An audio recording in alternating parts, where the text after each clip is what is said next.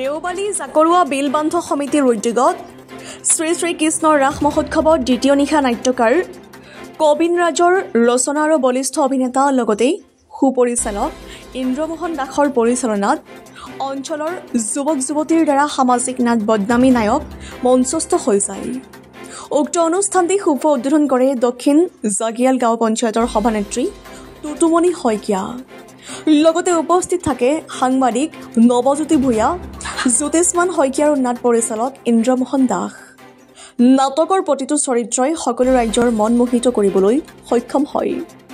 সভাপতি বদন দাস আৰু সম্পাদক অজয় সিং দাসে আমাক জনোৱা অনুসৰি পৰিচালকে উক্ত অঞ্চলত ২৫ বছৰ কাল নাট পৰিচালনা কৰি ৰাইজৰ মাজত সমাদৰ লাভ কৰিছে। হাঁহি কান্দোনেৰে ভৰপূৰ সামাজিক নাট উপভোগ কৰিবলৈ বহু ৰাইজৰ সমাগমত নাটখনৰ সফল সমাপ্তি ঘটে। ৰহাৰ পৰা নৱজ্যোতি ভূঞাৰ ৰিপৰ্ট, JNKT নিউজ। পোনপ্ৰথমে আমি জনাব বিচাৰিছোঁ যে দেওবালী জাকৰুৱা বিলবান্ধ সমিতিৰ উদ্যোগত এই ৩৩ সংখ্যক ৰাস মহোৎসৱ আমি উদযাপন কৰিছোঁ।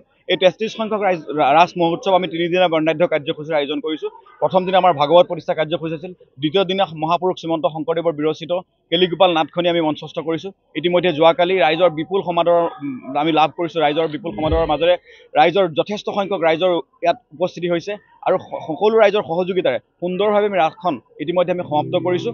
আৰু আজি আমাৰ অন্তিম নিশা তথা আমাৰ আজি তৃতীয় নিশা আমি আমাৰ অঞ্চলৰ বাচকবনীয়া শিল্পীসকলৰ দ্বাৰা উদীয়মান যুৱকসকলৰ দ্বাৰা এখনি মঞ্চ সফল সামাজিক নাট ৰূপায়ণ কৰি আছোঁ। ইতিমধ্যে আপোনালোকে গম পায় আমাৰ মঞ্চায়ন হৈ আছে।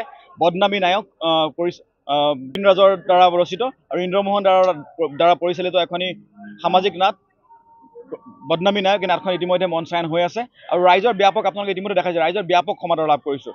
আমাৰ উৎসাহ উদ্দীপনাৰ মাজেৰে দেওবালী জাকৰুৱা গাঁৱৰ ৰাইজৰ সমগ্ৰ ৰাইজৰ ব্যাপক উৎসাহ উদ্দীপনাৰ মাজেৰে আমি অনুষ্ঠানটো সদায় উদযাপন কৰি আহিছোঁ। ৩৩ সংখ্যক ৰাস আমি অনাগত দিনত ইয়াতকৈ আৰু ভাল ৰাইজৰ সহায় সহযোগিতা আমি ইতিমধ্যে লাভ কৰিছোঁ। ইয়াতকৈ আৰু ডাঙৰকৈ আমি অনুষ্ঠান উদযাপন কৰিবলৈ প্ৰয়াস কৰিম।